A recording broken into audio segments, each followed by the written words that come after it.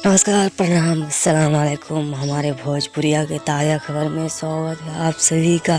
और हमारा channel Bihar 28 M को अभी तक से सब्सक्राइब ना किए हैं तो हमारे चैनल को दिल से सब्सक्राइब कर लीजिए, क्योंकि भोजपुरी के रिलेटेड हर खबर सबसे पहले हमारा चैनल आता है। तो चलिए बिना समय के वीडियो शुरू कर देते। प्रमोद प्रेम यादव का बहुत ही न्यू ब्लास्ट सॉन्ग आ गया है, आप सबके बीच रिलीज किया जाएगा।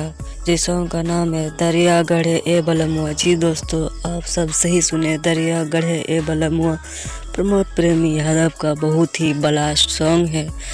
जिस सॉन्ग को रिलीज किया जाए आज ही के दिन सुबह 6:15 को। जिस सॉन्ग को रिलीज किया जाए 16 नवंबर को आज ही के दिन।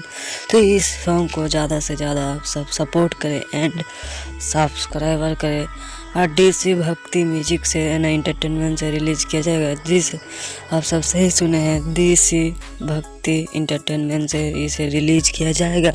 आज सुबह 6:15 को रिलीज किया जाएगा।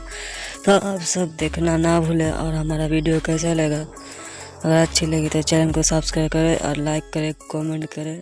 Thank you. जय हिंद, वंदे मातरम।